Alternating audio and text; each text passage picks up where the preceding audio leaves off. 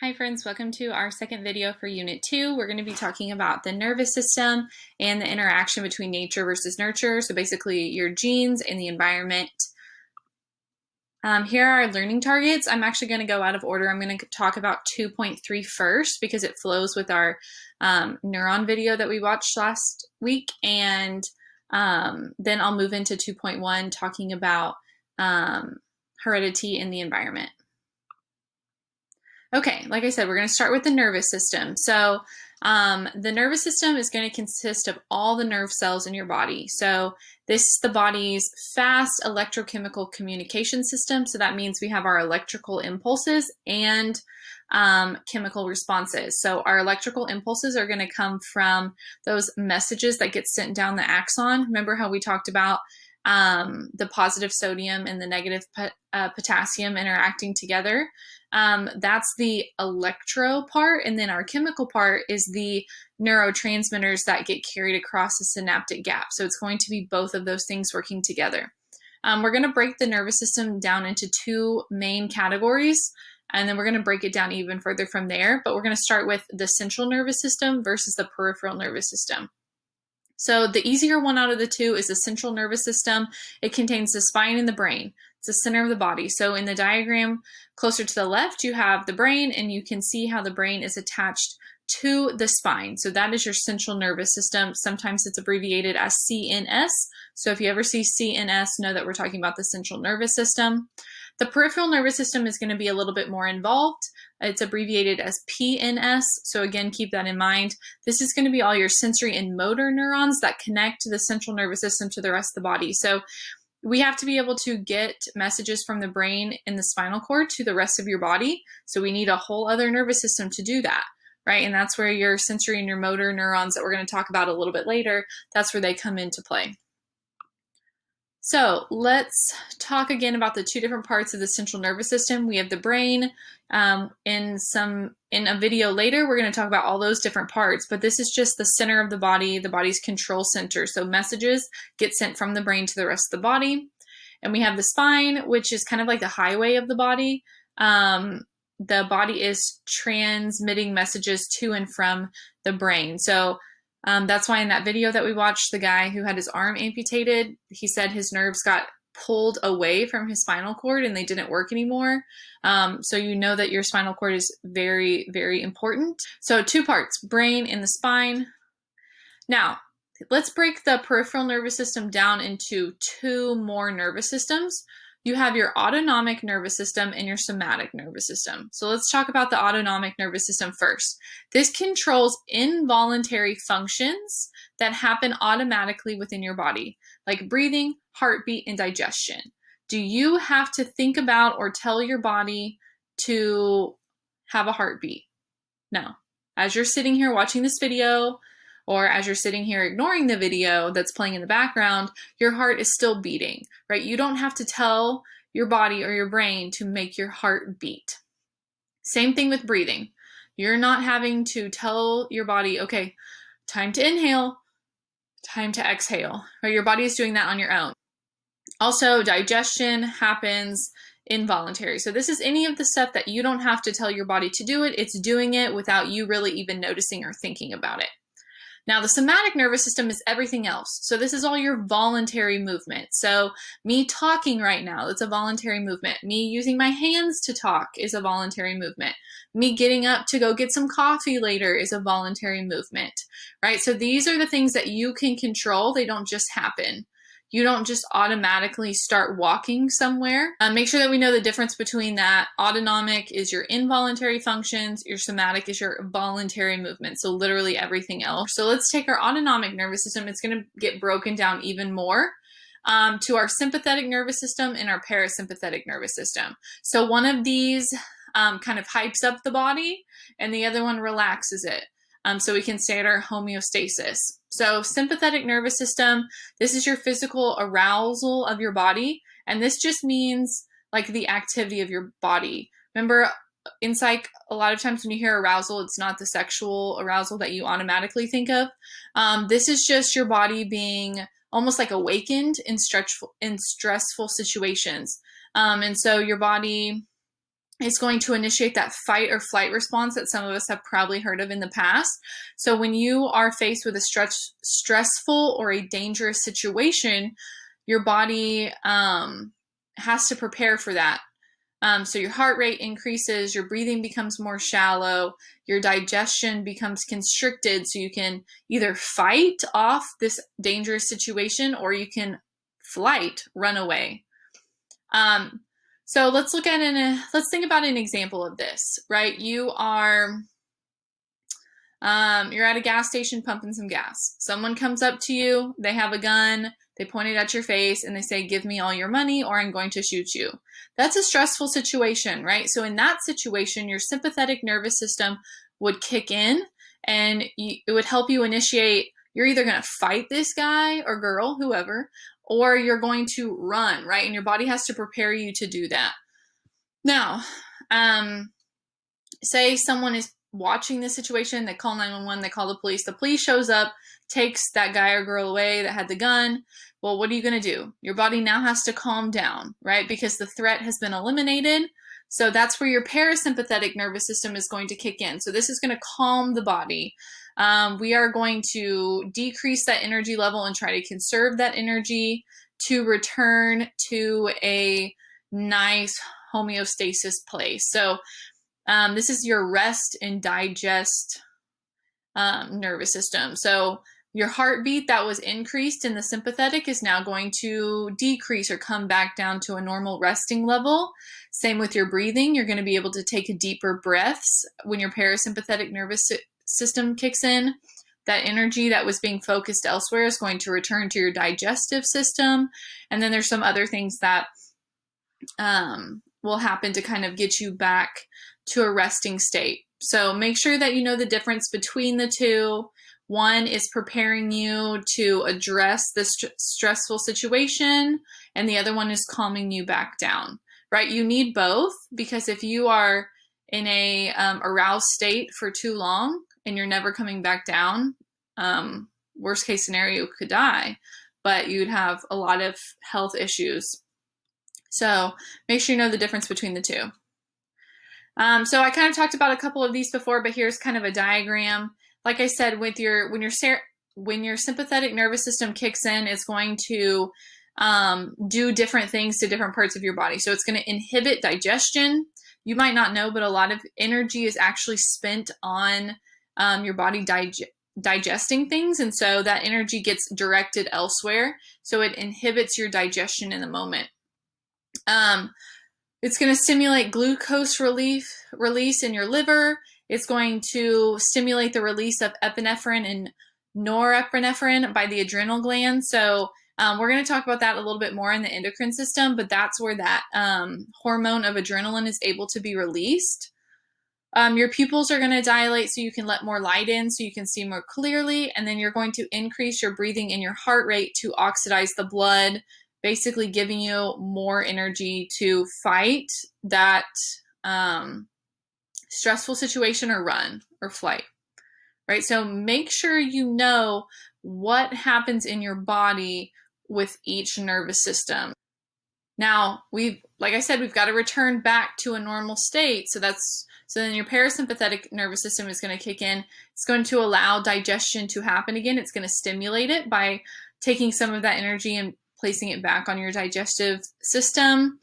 Your pupils will contrast, so come back to a normal size. Your heart rate will slow, your breathing will slow, allowing you to take deeper breaths. And then those adrenal glands are no longer going to produce the hormone of adrenaline, and we're not going to need to release more glucose into the system, right? So everything that happened in the sympathetic nervous system is being reversed in the parasympathetic nervous system. Okay, let's move on to our different types of neurons. We're going to look at 3. So we have our sensory neurons, our inner neurons, and our motor neurons. So I like to think of it this way. Take your finger, and let's say you put your finger over the flame of a candle. You hold it there for a while. What do you think is going to happen? Well, your finger's probably going to get hot, right? If you're holding it right over the flame. So as your finger starts to heat up and to get hotter than you might like, the sensory neurons are going to kick in and they're going to be like, something's not right here. We're feeling heat when we probably aren't supposed to feel this heat, right? So your sensory neurons are going to take that message of my finger's hot to the spinal cord. And then this is where your inner neurons kick in. They are the neurons that move from your spinal cord to your brain, and they move back and forth. They're like the middleman, right? So they receive that message of, the finger's kind of hot. They send that to the brain. The brain's like, I think they need to move their finger away from the flame. So that the inner neurons are going to take that message back to the spinal cord. And then this is where your motor neurons kick in. They're going to send that message to your motor neurons, which are going to let you take your finger away from the flame because your finger is hot. So that's how I like to think about it. And when we talk about it in class, I'm going to show you a visual of that. But sensory neurons are allowing you to sense things from your receptors, right? They're going to carry the incoming message to the inner neurons. They're the middlemen, right? They're the neurons that are just moving back and forth from the spinal cord to the brain to the spinal cord, just back and forth. And then the motor neurons are going to carry that outgoing message to your muscles and allowing you to do whatever you need to do. So sensory incoming neuron, the inner neurons are the middlemen, the motor neurons are the outgoing carriers of the information. Okay, completely jumping tracks here. So we're going to talk about the interaction of heredity and the environment. So basically, behavior genetics, which was one of your terms in the first unit, this is where we talk about nature and nurture. So it's a study of relative power and limits of genetics and environmental influences. So we're going to look at both, your genes and your environment. Here's a couple terms that we need to know. So a lot of you have probably heard these before, but we have our chromosomes. So these are our structures made up of DNA that contain the genes. We have our DNA, we have our genes, and we have our genome. So DNA, the complex molecule containing the genetic information that makes up the chromosomes. We have our genes, the biochemical units of heredity and that make up the chromosomes. And then we also have our genomes, the complete instructions for making an organism consisting of all genetic material. So a lot of times you're just going to need to know these terms to be able to apply them. They're not going to ask you on a test, like, what is a chromosome, right? You're just going to need to know how to use that in a situation. So if you need to pause the video and make sure you have the correct definition for these 4 terms, make sure you do that. Okay, let's talk about twin and adoption studies. So let's make sure that we know the difference between identical and fraternal twins first. So identical twins are monozygotic, mono meaning one, zygote meaning egg. So that means that they developed from the same single egg. So one egg was produced, one sperm was involved in the fertilization of that egg. And then that egg, from one egg, separated into 2. So now you have 2 little babies in the womb, but they share the same egg and sperm, so they're going to share that same DNA. Fraternal twins, though, dizygotic, so di meaning 2, develop from 2 separate fertilized eggs. So that means instead of just one egg being produced like normal, 2 eggs were released, and then they were fertilized by 2 separate sperm, right? So it's really just 2 babies in the womb sharing a womb together. So a fraternal twins are just as different as maybe you and your other sibling that didn't share the womb at the same time. So if my mom had fraternal twins, they would be just as different as me and my brother, who were born almost 9 years apart, because of that separate egg. They're not sharing that same egg and sperm like the identical twins are. So when we separate twins, say we separate a set of fraternal and a set of identical twins, the identical twins are going to be more alike than the fraternal twins. So even if you take a set of fraternal twins and they grow up together, they go to preschool at the same time together and all of that stuff, if you separate them, they're still going to be more different than identical twins who did all of those same things, and it comes back to the genetics part of it. They've done a lot of studies with adoptions and the personality of a child who's been adopted, and they found out that environment really doesn't impact personality. So say that someone is adopted, a lot of times their personality is going to be more similar to their biological parents, even if they've spent their whole life with their adoptive parents.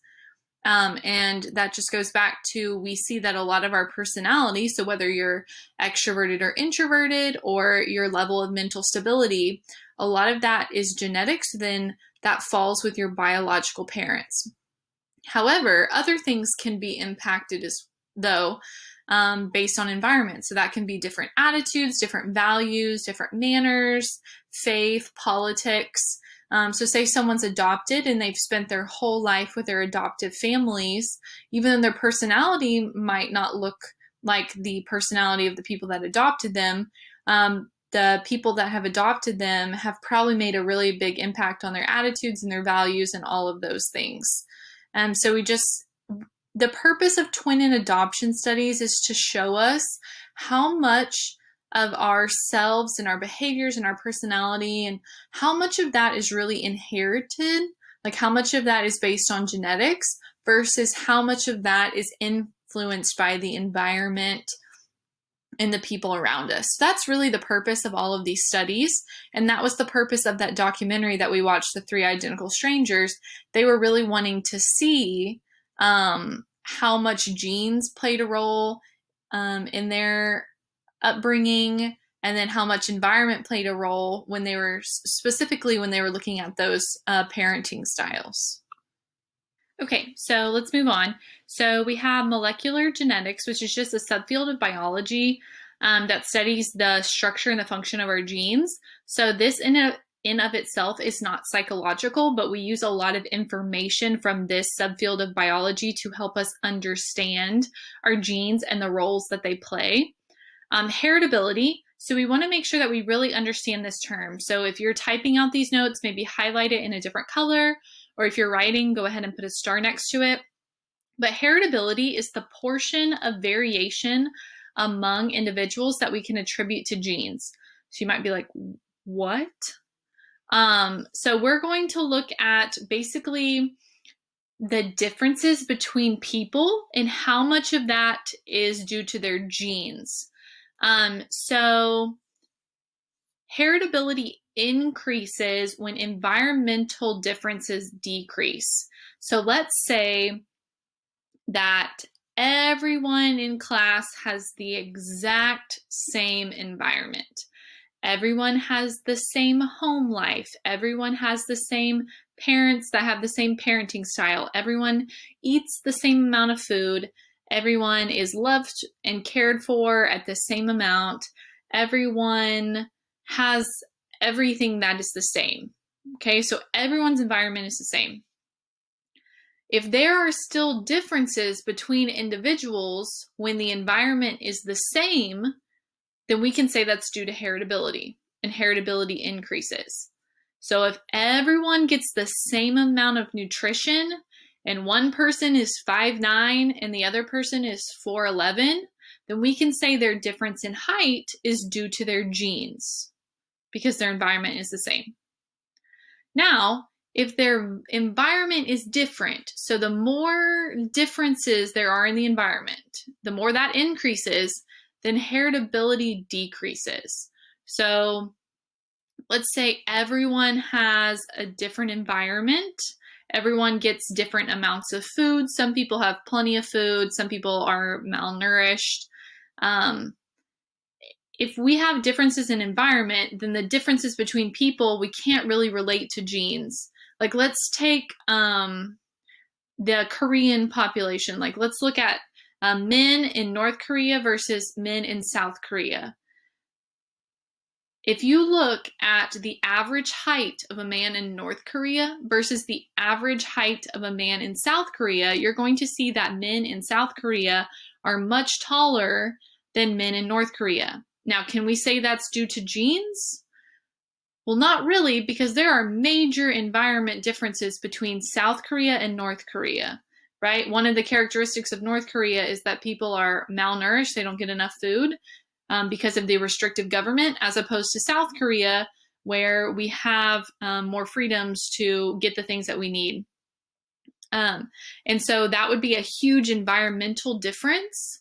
And so then we couldn't say that the different height in the Korean men was due to genes.